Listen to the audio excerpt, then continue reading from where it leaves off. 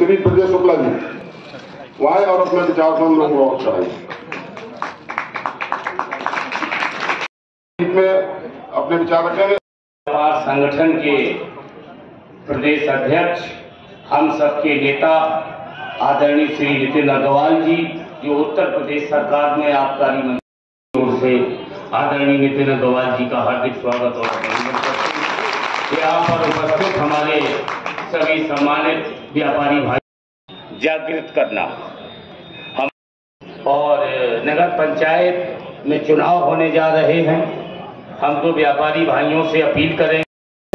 सभासद का चुनाव लड़ें, जो मजबूत लोग हैं वो चुनाव लड़ें। और व्यापारियों के एक उद्देश्य और है कि हम लोग पूरे प्रदेश के सभी। नितिन अग्रवाल जी इस कार्यक्रम में मौजूद उत्तर प्रदेश उद्योग व्यापार संगठन के प्रदेश पदाधिकारी, जिलाध्यक्ष धुलिया जी सहित सभी सम्मानित पदाधिकारी, सामने बैठे मेरे व्यापारी बंधु पड़े, नेताओं के पास जाना पड़े, हम सारे लोगों को एकजुट होकर के इस कार्यक्रम को गर्वित करने के लिए हम सब हमारे साथ में आए उत्तर प्रदेश सरकार जातियों की को प्रदेश में को जातियों में बांटकर राजनीति करने का अगर किसी ने काम किया था तो वो बीएसपी और सपा की सरकारों में हुआ था।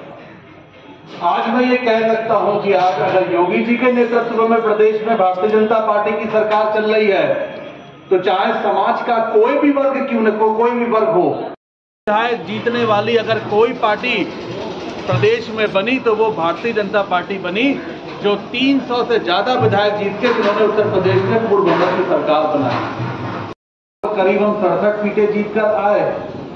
गठबंधन हुए, गठबंधन कहा गया कि अरे गठबंधन हो गया सपा बसपा का, अब तो ये गठबंधन प्रदेश में स्वीप कर देगा, भाजपा का सुपड़ा साफ हो जाएगा। लेकिन उसके बावजूद भी उत्तर प्रदेश की जनता ने 67 सीटें जाके हमें भेजा, गठबंधन को फेल किया। अब 2024 का चुनाव है, देश के प्रधानमंत्री चुनने का चुनाव, और मैं समझता हूं कि अगर मैं यहाँ पे बैठे बल्कि यही नहीं, अगर एक आम सर्वे करा लीजिए, पूछ लीजिए कि देश का प्रधानमंत्री किसे होना चाहिए, तो शायद एक आम जनमानस जो सड़क पे चल रहा है वो यही कहेगा कि इस देश का नेतृत्व और देश का प्रधानमंत्री केवल नरेंद्र मोदी को होना चाहिए। मैं आप लोगों पे और जो शहर जो जनपद महर्षि वामदेव के नाम से जाना जाता है, जिनके नाम से इस शहर का नामकरण हुआ, और ये ऐसी धरती जिस धरती में के वीरों ने आजादी की लड़ाई में, चाहे वो मुगलों के साथ हो चाहे वो ब्रिटिश काल के लोगों के साथ हो, अपना बढ़ चढ़ के योगदान दिया, और कई वीरों ने अपनी जान की आहुति देने का काम किया। आज उस वीरों की धरती पे मेरा आगमन हुआ है, ये मेरे लिए गौरव की भी बात है। और आज मैं व्यापारी सम्मेलन में आपके बीच में उपस्थित हूं, और हमारे संगठन का मकसद भी कि पिछले 20 वर्षों से जो हम अपना संगठन उत्तर प्रदेश में चला रहे हैं, उसका केवल एक ही मकसद था है कि व्यापारी वर्ग को भी सक्रिय राजनीति में अपनी भूमिका निभानी चाहिए। और लगातार ये प्रयास कोशिश कर रहे हैं कि व्यापारी वर्ग ज्यादा से ज्यादा सक्रिय राजनीति में आगे आए, क्योंकि इस बात में कोई दो राय नहीं है कि जब जब व्यापारी जिसके साथ खड़ा हुआ, निश्चित तौर पर उसकी सरकार चाहे देश में हो चाहे प्रदेश में हो, उसकी सरकार बनाने का काम व्यापारी वर्ग ने करने का काम किया। आज मुझे कहने में कोई अतिशयोक्ति नहीं है कि आज भारतीय जनता पार्टी की पूर्ण बहुमत की सरकार अगर प्रदेश में चल रही है, वो भी दूसरी बार बनी है, तो उसमें एक बहुत बड़ा योगदान प्रदेश के व्यापारियों का है, जिन्होंने, मैं समझता हूं कि 95% से ज्यादा समर्थन भारतीय जनता पार्टी के नेतृत्व के प्रति और आदरणीय मोदी जी और योगी जी के प्रति दिखाने का काम किया था। हमें नहीं भूलना चाहिए 2012 में समाजवादी पार्टी की सरकार बनी थी प्रदेश में, और अगर उससे पहले भी जाए हम तो 2007 में बहुजन समाज पार्टी की प्रदेश में सरकार बनी थी। और ये हमें नहीं भूलना चाहिए कि इन दोनों सरकारों ने जब जब उत्तर प्रदेश में मायावती जी प्रदेश की मुख्यमंत्री बनी या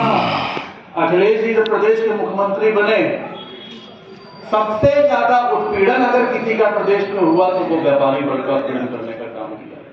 सभी जो अपने व्यापार से लोक व्यापार संगठन के पदाधिकारी, आप सभी लोग भोजन करने के बाद ही यहाँ से प्रस्थान करेंगे। आप लोग भोजन की व्यवस्था में माननीय हमारे जो पदाधिकारी हैं जिले के, अपने सभी अतिथियों से भोजन का। और मैं व्यापारी सम्मेलन में यहाँ पे आया हूँ जी। व्यापारी समाज का एक बड़ा योगदान प्रदेश की राजनीति में है जी, और इसी व्यापारी समाज के साथ मैं वार्ता करना चाहता था कि आगे आने वाले चुनावों में, हालांकि व्यापारी समाज ने पिछले हर चुनाव में भाजपा का साथ दिया है, लेकिन आगे आप लोकसभा का चुनाव भी बहुत दूर नहीं है,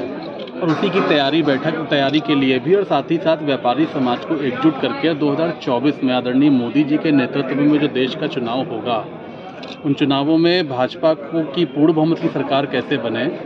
इसी पे विचार विमर्श बात करना था, और व्यापारी वर्ग से के साथ एक